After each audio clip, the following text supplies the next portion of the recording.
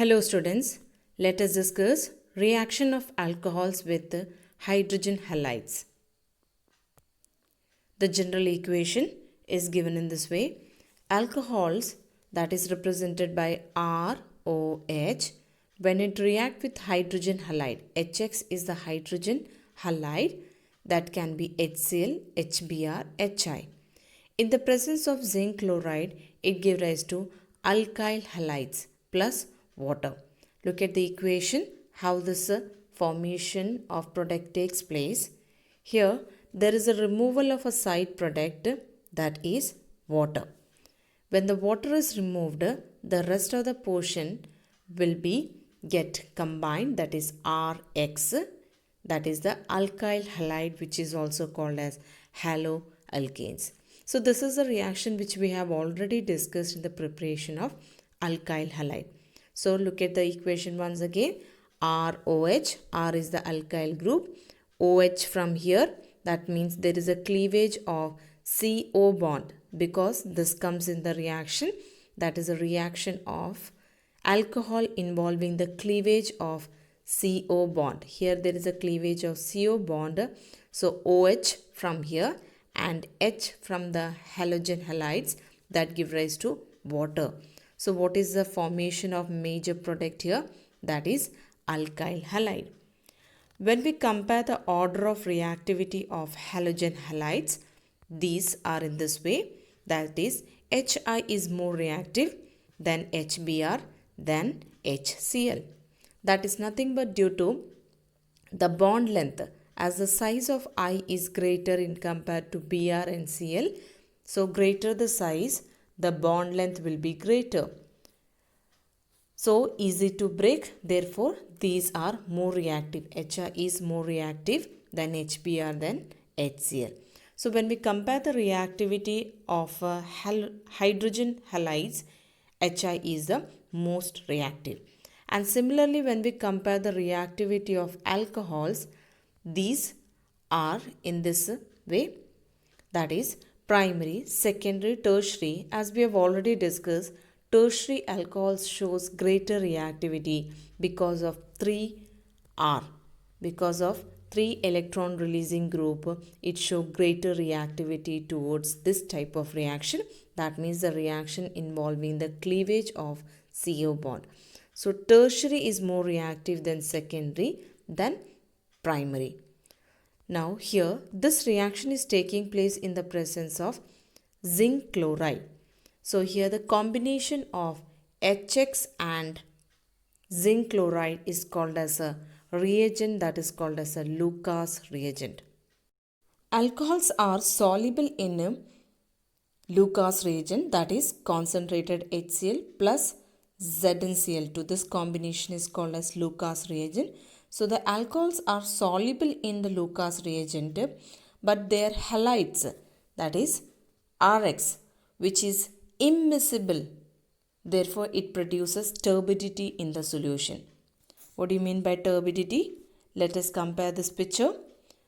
The first test tube, in that you can see it is a clear solution, that is a soluble, but turbidity means it will be little bit cloudiness. So what we can say that the alcohols which is soluble in the Lucas reagent, but when it give rise to the product, that is Rx, the formation of Rx halide, that is actually immiscible in this. That's why they produces a cloudiness.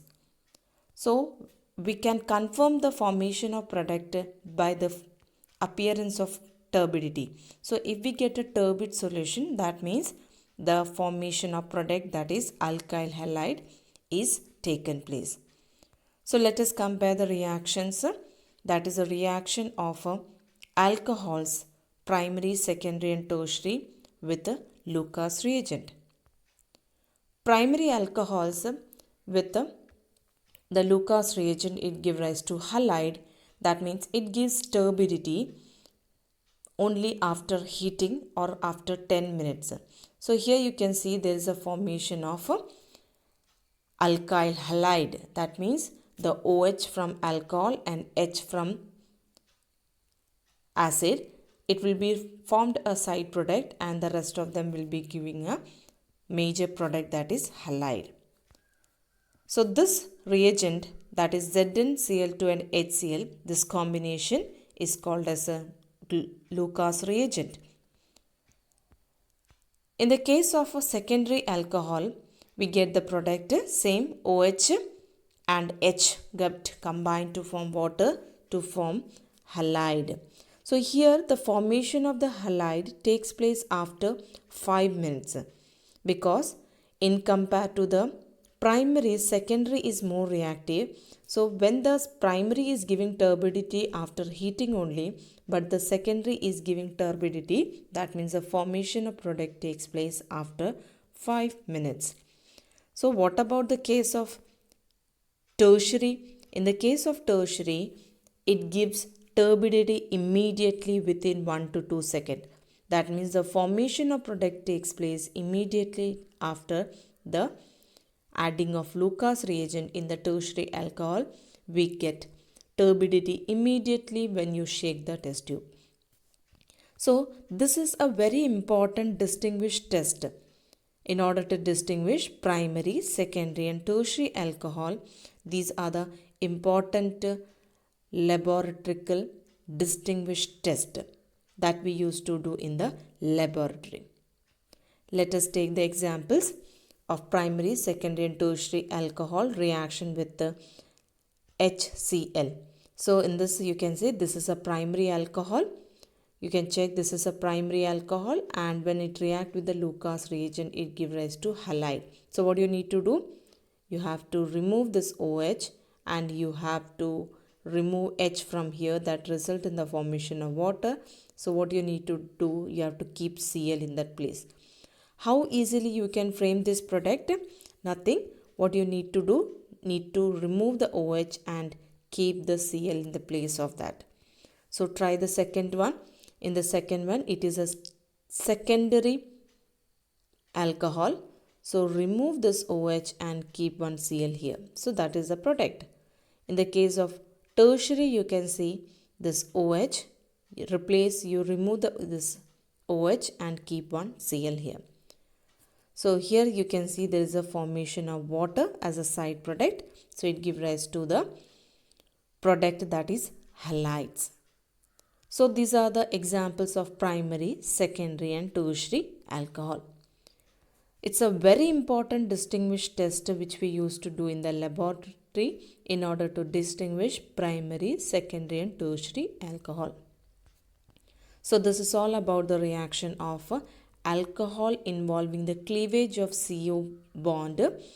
That is a reaction of alcohol with the hydrogen halides that give rise to the formation of alkyl halides. So the distinguished test of this one will be explained in the next video. Have a nice day.